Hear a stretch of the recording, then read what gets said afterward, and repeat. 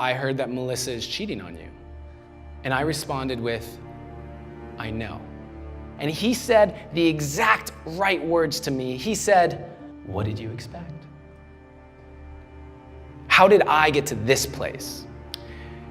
So I want you to imagine me, palms sweaty, my heart is racing, and I've just asked the scariest question that I've ever asked up until that point in my life. Will you be my girlfriend? And she said yes. And I was 6. I was in the 2nd grade and I had just fallen in love for the very first time. I was flying, I couldn't even believe it. Her name was Elizabeth, and she was the most beautiful girl that I'd ever seen in my life. She wore these dresses with matching bows in her like curly blonde hair. I didn't even know what it meant to be a boyfriend and a girlfriend. And then what that evolved into was we spent all of our recesses together. And I don't know how long the relationship lasted, you know, because time is so different when you're in love and you're 6. When I walk down the aisle of this library and I see Elizabeth with Chad. Chad was everything I wasn't. Tall and stocky and red hair and freckles. And I was a tiny little half Asian gap-toothed kid with a dream of true love. And it's not that I disliked Chad, but I knew that Elizabeth disliked Chad. In fact, she had told me over and over and over again that she actually hated Chad. And naive, innocent little me just like walks up. Well, what are you doing? Well, I'm looking at books with Chad. Okay, but I thought you hated Chad. And she says these words that would shape the next 2 decades of my life. She says, no, I don't hate him. You're the one I hate. And she turns around and she walks away with Chad. I was left standing there confused. And 6-year-old me created the story that there was something wrong with me and I couldn't see it. And I made a decision in that moment that I was gonna do everything I could to be the perfect boyfriend. I was the beast and I needed my belle. I was 17 years old when I was hanging out with my friends after work, and Katie walked into the room.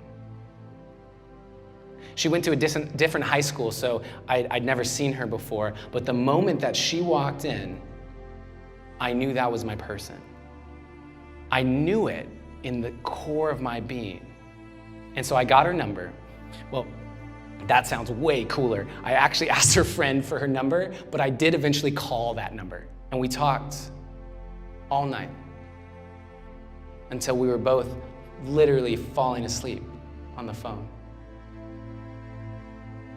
And that became a nightly ritual. And I did everything I could to be the best boyfriend ever. She didn't have a car, but I had a car, so where do you need me to drive you? And life was good. You know what I mean? Like mini golf, go-karts kind of good. I even opened my heart again.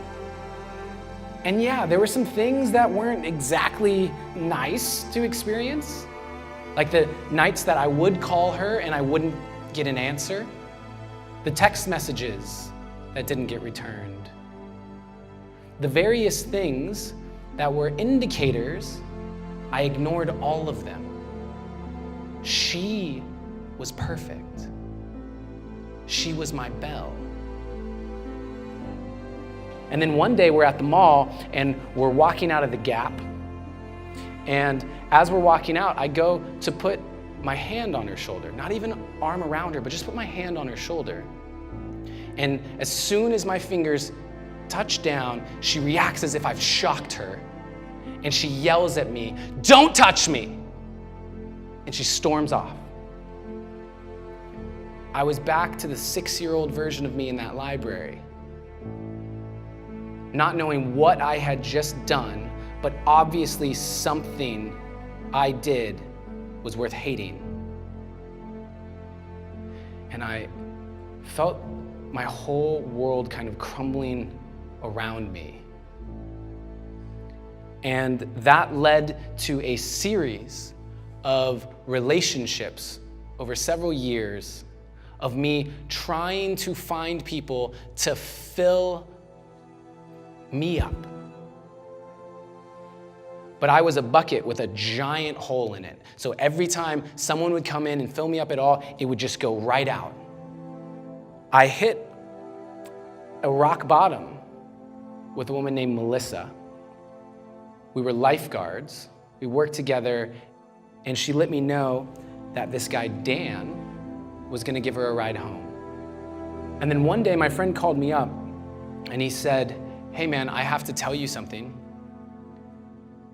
I heard that Melissa is cheating on you." And I responded with, "I know." And I remember sitting up on the lifeguard chair, watching Dan's car drive off with my girlfriend in the passenger seat, and knowing. And he said the exact right words to me. He said, "What did you expect? Why are you always trying to see the best in people, ignoring signs of a lack of integrity or that they might not actually care about me?"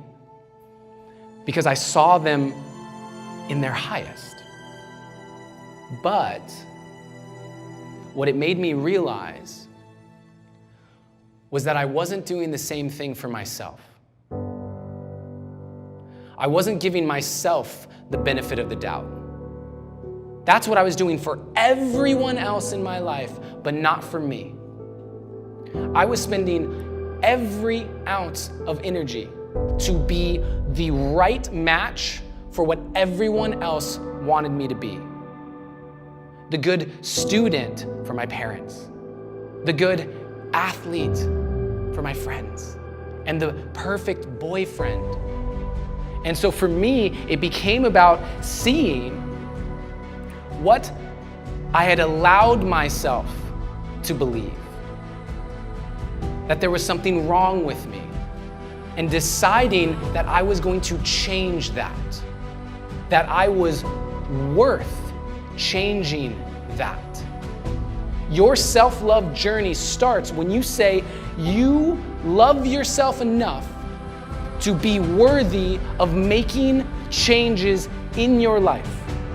You do not have to accept the things about your life that you do not love. You don't need to like yourself to love yourself unconditionally. You are ever evolving with every single moment, every single breath that you take. And so that journey to become the person that you want to be, the person who truly loves themselves, all of you, the person who designs a life that reflects back to you how amazing life could be, that starts by loving yourself unconditionally. Everything I've been through has brought me to be this person, this man standing here today, because I am enough. And that's enough just by showing up. And you are enough. This very moment, you are enough. Because you are.